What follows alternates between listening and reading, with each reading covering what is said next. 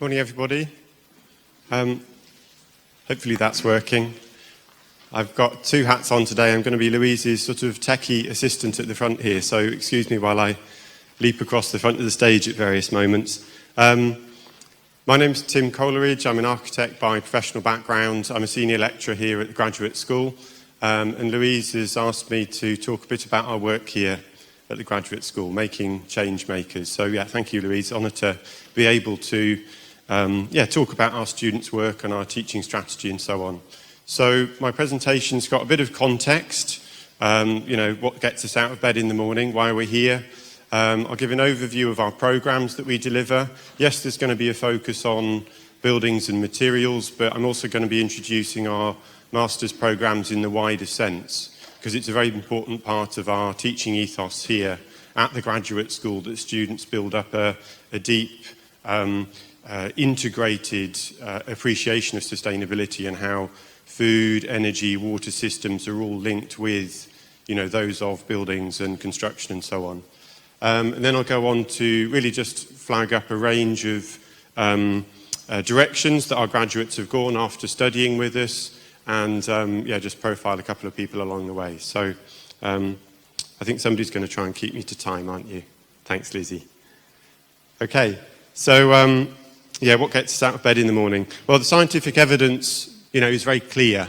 The importance of reducing energy demand to make zero carbon a reality. Yes, lots of the data I'm using is UK focused. I appreciate there's people from much further afield in the audience, and I hope you can, link that with and take those messages and apply them to your own context as well.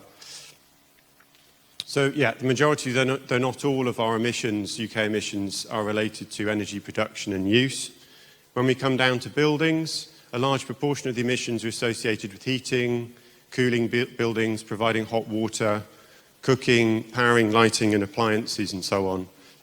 And when we look at that overall, we find that around 50%, half of the UK's CO2 emissions, are associated with the operation of buildings and the construction industry in a broader sense.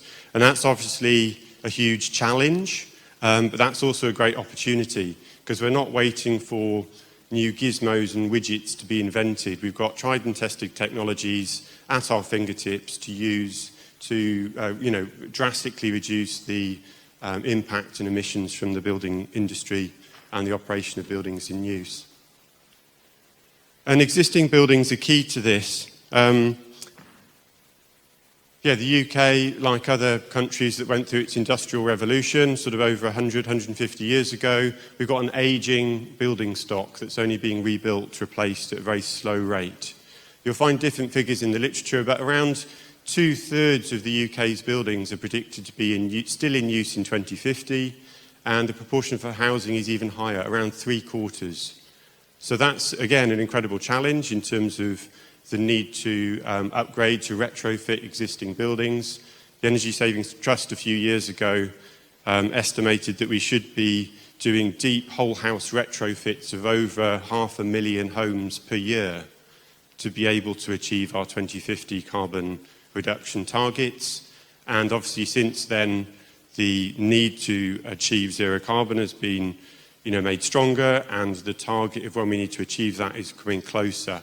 So there's a great gulf at the moment between the number of buildings that are being retrofitted to a high quality in a whole house approach and the number that are actually being achieved, which is only in the region of hundreds per year at the moment. So again, it's a big part of our interest at CAT is the existing building stock, whereas a lot of the sort of journals and trade press and so on gets fascinated by new build. And actually, in terms of our carbon emissions, that's a much smaller proportion. So what else is going on? Well, there's the incumbent construction industry. We'll probably hear quite a bit about this today.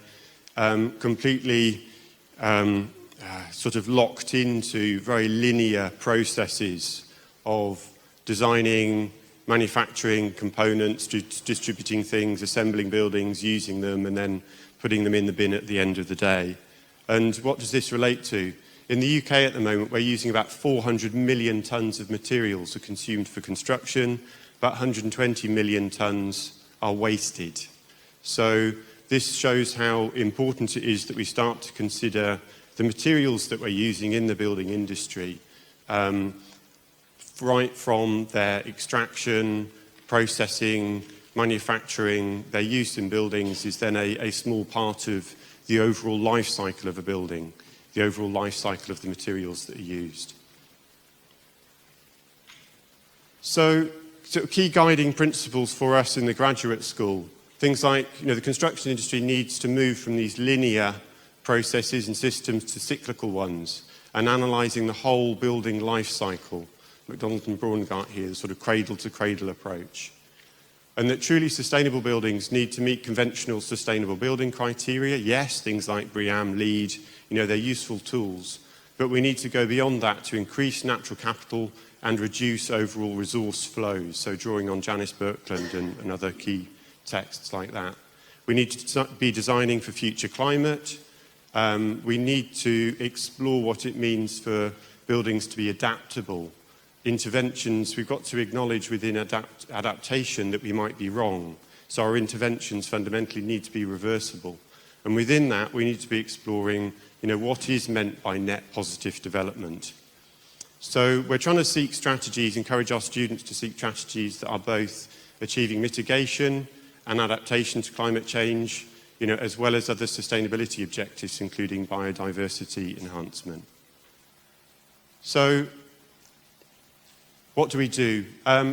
We run a range of postgraduate programs here at CAT.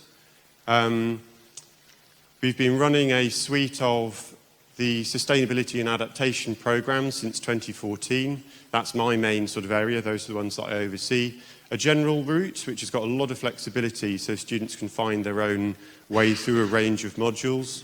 A planning pathway, which is, interpret that not just land use planning, but as strategic planning for sustainability. So its core modules include things like ecosystem services, environmental politics and economics, and cities and communities. And then there's a built environment route, which is focused much more on the sort of micro scale. And its core modules relate to building physics and sustainable materials. We've also got a program that focuses on renewable energy systems and a program that focuses on food production, consumption and natural resources. And it's been fantastic. We've had over 100 students join those programs the last 2 Septembers. And that's given CAT the confidence to support us as a team to develop up 3 new master's programs which we're launching this September. The Green Building Programme, Behaviour Change and Ecology. And they all link in together with a core module to start with, and then students fan off along their pathways. There's quite a bit of flexibility. Students can choose an intermediate award, a postgraduate diploma, or a postgraduate certificate if they're not going to go for the full MSc. And students can study with us on-site, by distance learning, or a blend of the two. You'll also see work around CAT from our sort of sister programme, the Master of Architecture, and you'll find members of the general public joining in our modules through CPD, Continual Professional Development, through CAT's short courses. So yeah, we're trying to bring in as many people as possible, lots of mature students, lots of people working, alongside studying, and set up our teaching approach to include as many different people as possible. And we work with 2 different validating bodies. We don't award the degrees ourselves. So some of our programs are validated by University of East London, and the food programme, Ecology and Behaviour Change, by Liverpool John Moores. Okay, so what do we do and what's it like here? We've obviously got the advantage of having quite a range of different landscapes and environments in which to teach. So we've got several different woodland habitats, both within the main CAT site, and CAT owns just over 30 acres of woodland, mixed woodland on the other side of the valley, the Coed Gwern, which is a great place to expose students to different types of trees, different types of forestry practices, and how those play out, different sorts of woodland management, how they play out in terms of things like biodiversity, the sort of yield of the biomass, and so on and so forth. We've also got a range of a garden environment. Some of our students act as volunteers while they're studying with us. So they split their time between teaching between studying and working in the gardens and woodlands. Our buildings and facilities are an amazing series of didactic tools, really. I mean, obviously there's this building that we're in, the rammed earth, timber, all the orangey walls of the Wise building are about 1/2 metre of hempcrete with lime plasters and renders. So students can come up close to these materials. They're not just reading about them in books or seeing images on websites. They can come and kind of sniff these things and scratch them, scratch and sniff architecture, where they can come up close to natural bio-based materials and see what they're really like. What do these materials feel like when you're sat in this room in winter or summer? How these materials modulate temperature, moisture, and so on and so forth. And quite a lot of students, live on site with this, so you're immersed in the environment for a week at a time. And yes, you'll see lots of images of the Wise building, quite rightly so. It's celebrated, it's won various awards. But it's also, there's a range of other buildings around the CAT site that we use within our teaching, right from, a simple insulated porter cabin through to the straw bale theatre and other sorts of structures, which are great as a spectrum of different types of eco-building, spanning from CAT's earliest experiments with spray foam on caravans in the 70s, through to the highly insulated Waits House, the straw bale theatre, the shop over at the other end of site, which was their first big experiment with rammed earth, and leading onwards to the Wise building, which we first moved into in 2010. So our teaching ethos includes a lot of practical hands-on work and small group learning. So across a whole range of different things, whether it be, discourse analysis within the politics and economics module, something much more architectural, going in the artificial sky and looking at the effects of different sorts of window apertures on daylighting. Using CAT's water and sanitation system, which is a truly off-grid element of CAT site. It's not as well known about. We collect water in the reservoir at the top. It's used through all the buildings. It goes through a series of vertical and horizontal reed beds. And then the outflow goes into the Dovey River, which of course goes through UNESCO biosphere. So incredibly tightly controlled. So that's a wonderful sort of test bed for us to use for field lab type biology work. We've got various renewable energy systems, large and small, that we can use as teaching tools. And of course, here is Roland doing his wonderful Earth show with our students in the May module. Yeah, materials workshops. When we can, we get students outdoors to be getting hands-on with natural, low-impact, bio-based materials, including straw. Here's the pole barn. Louise, I'm sure, is here somewhere with the earth and cob and rammed earth groups. Hemp lime and looking at other sorts of biocomposite materials, thinking about the future of plants as building materials.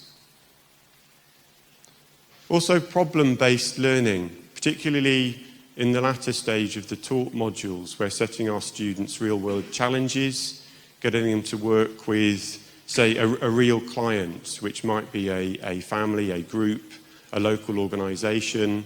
Again, that's usually in the sort of week-long format. They come together, they work as a team together here, facilitated by a tutor, and that might be anything from some kind of adaptation planning exercise through to sort of master planning a development of housing, emergency shelter building with an expert from an NGO coming in, different sorts of mapping exercises, different sorts of construction exercises, seeing what might be achievable with a particular material.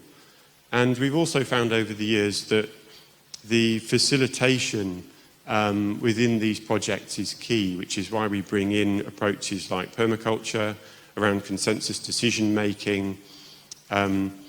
We encourage students to have time for reflection within the timetables.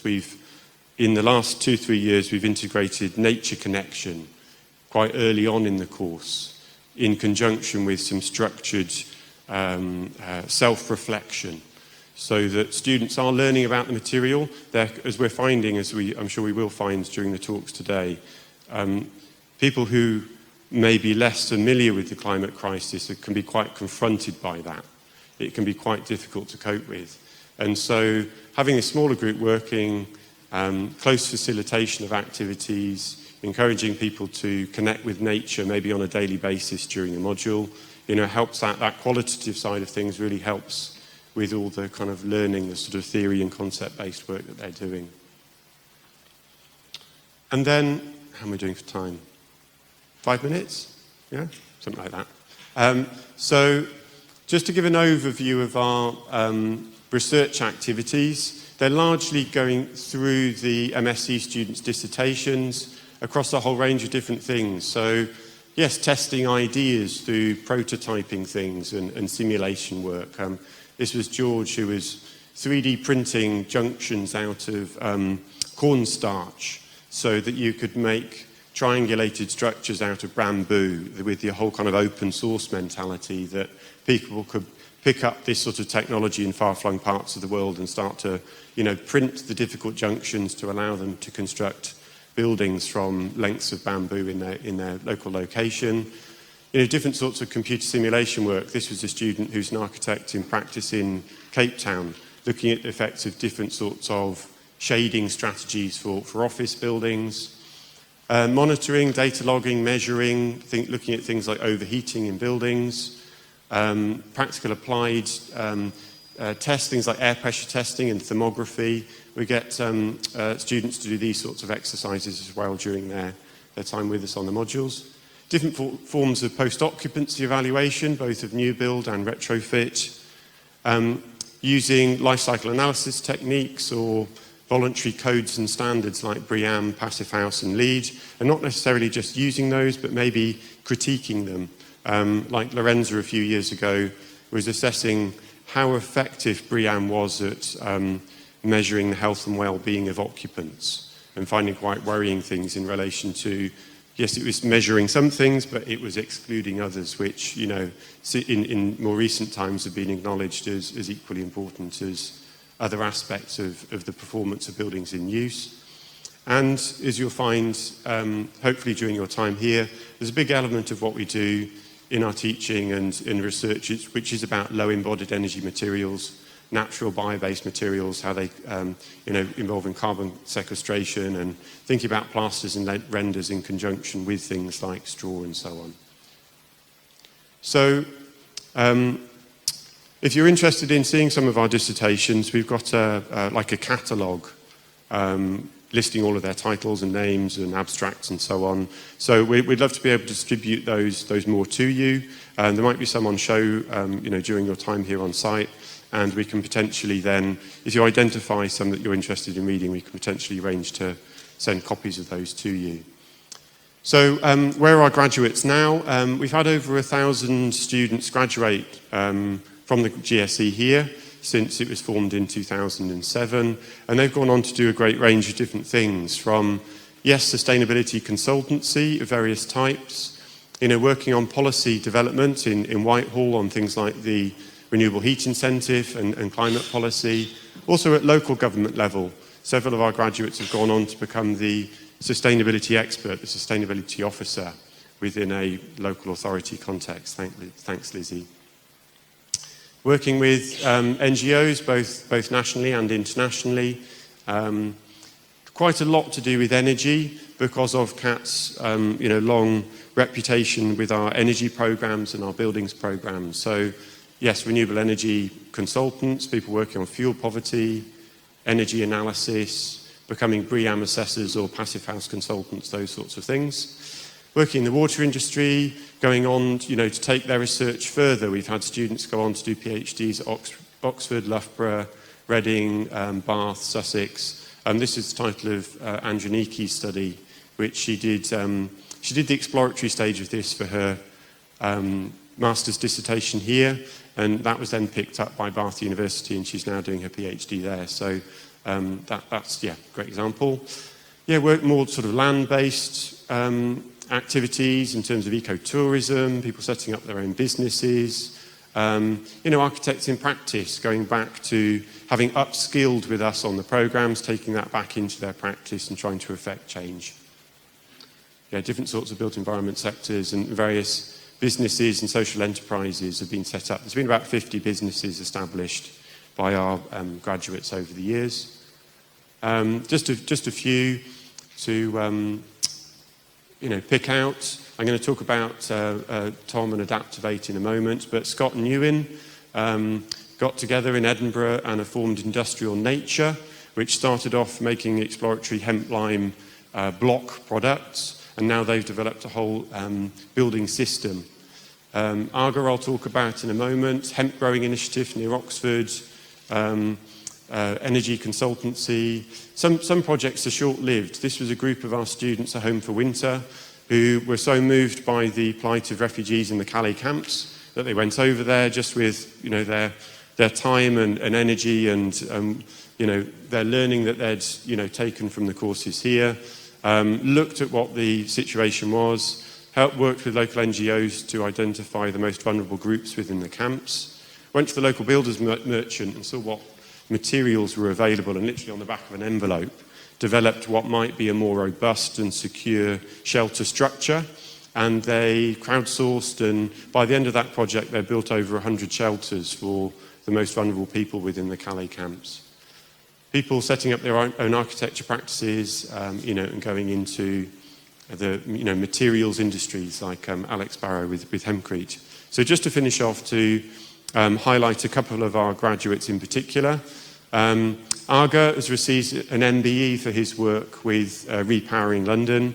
So this was setting up community energy schemes, but also tackling fuel poverty, retrofitting homes in South London, and turning each of those projects into an opportunity for learning, so that young people from the estates in which the energy schemes were implemented are able to get involved and learn how you fit a PV panel on a roof, or learn how you retrofit a building to a deep level. And that he's, Repowering London has been now incredibly successful and has gone beyond its original base and is now doing work across the Transport for London estate on food growing projects and energy growing projects on train platforms and infrastructure. And Tom, who I mentioned a moment ago, becoming the sort of poster boy of natural building materials. 4 years ago, Tom and Alberto and Jeff were, out here sort of messing around with hemp and lime composites and making up experimental board products with that. That was the focus of Tom's dissertation here, was to try and come up with an alternative to plasterboard. And, 4 years in, he's won lots of awards, he's kept going at it. He took part in a Climate Kit training program, and they are past prototyping stage. So you breathe the board. There's a sample of it in the information centre over the other side of site. Thanks, Lizzie. Hemp lime based alternative to plasterboard. And they're hoping to go to a commercial scale production within the next 2 years. And that's me.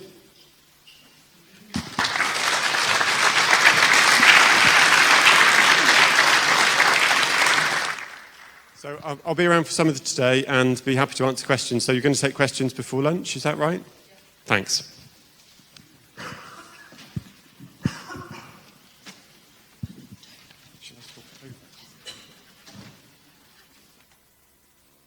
So while they're